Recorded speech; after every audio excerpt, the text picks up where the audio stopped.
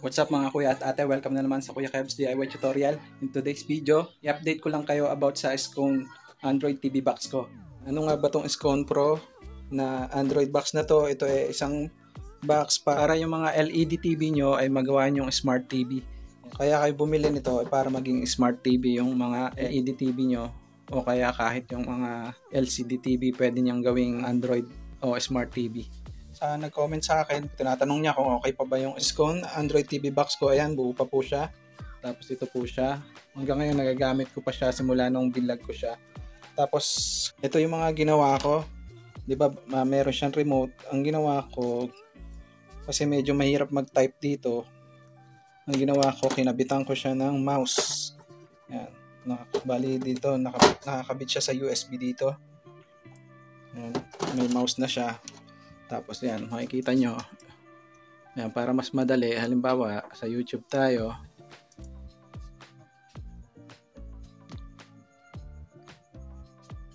Pag naka-mouse ka na, mas mabilis siya mag-type kasi pipindot-pindutin mo na lang. Yan, halimbawa ito. Yung ano natin, yung ating channel.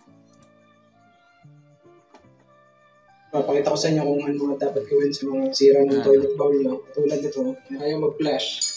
Okay pa rin siya hanggang sa ngayon. Tapos para makaback, katulad lang binabak ko lang siya sa pamamagitan ng mouse. Yan. Tapos nagtatanong yung iba kung bakit daw hindi nila ma-play yung YouTube. Yan. Ito yung laging tinatanong. Kailangan kasi dapat updated yung inyong date lagi. Yan. Yan. Dapat updated siya. Para ma-update siya, punta kayo settings. Yan. Sa settings, doon kayo sa date and time. Tapos yan, dapat na ilagay nyo dito, use network provider. Yan. Tapos basta dapat i-update nyo siya para mapanood nyo yung YouTube. Kasi pag hindi siya updated, magloloko siya. Hindi kayo makakapanood.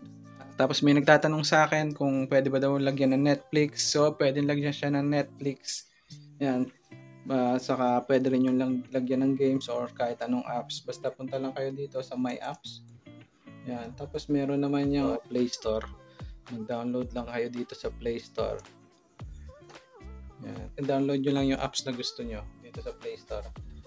Tapos, yun sa Netflix. Paano ba magbayad sa Netflix? Bali ang ginagawa ko sa Netflix, sa cellphone ako nagbabayad. Dito sa Android box, medyo mahirap magbayad dito eh. Kaya dapat sa phone mo gagawin yung transaction. Para makita nyo, patunay na gumagana yung Netflix. Ito, na-download ko na.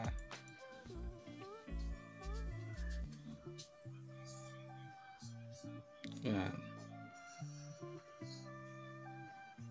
Puro anime yung pinapanood namin.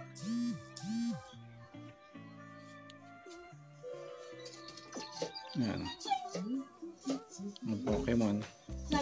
Yan. Gumagana yung Netflix sa kanya. Tapos ito, meron ako isasuggest sa inyo.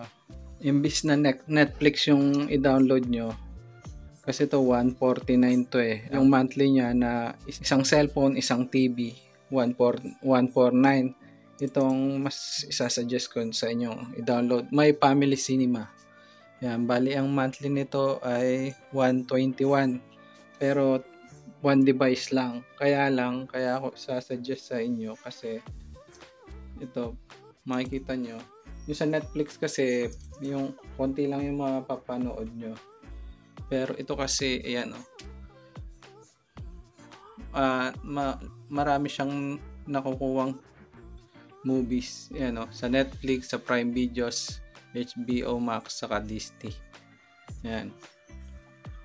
Maganda tong may Family Cinema kasi pati mga bagong movies, mas maaga silang nagre-release ng mga bagong movies kaysa sa Netflix. Try tayo dyan. Ayan o, may House of Dragons. Medyo mas maganda tong My Family Cinema. Tapos sa mga nagtatanong kung meron ba siyang local channel, wala po siyang local channel. Pero pwede kayong mag-download sa apps yung mga kung makakakuha kayo ng local channel. Kung like GMA, pwede. Meron yung GMA TV para may ganun eh. Pero hindi ko pa nagagawa kasi hindi naman kami halos nanonood ng local channel na. Tapos, may Bluetooth po ba to? Wala po tong Bluetooth. Hindi po siya, wala po siyang Bluetooth. Tinry ko na pong mag-download ng Bluetooth pero ayaw niya. Tapos, isa pang tanong kung pwede ba daw to ng kahit wala kayong wifi.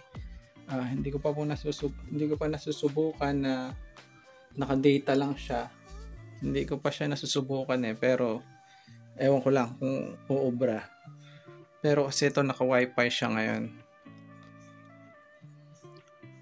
Ayan, ano pa ba mga basta lahat ng apps na like Bio, kung ano man yung mga gusto nyong apps, pwede nyo na mailagay siya sa kanya. Kaya lang, wag nyo lang masyadong pupunuin, parang medyo naghahang siya, naglalag. So, sana may natutunan kayo sa video na to. Kung gusto nyo ng ganitong klaseng video, please visit nyo lang ako, Kuya Kebs DIY Tutorial. Mag-like and subscribe na rin kayo sa channel ko. Hanggang dito lang. Peace out.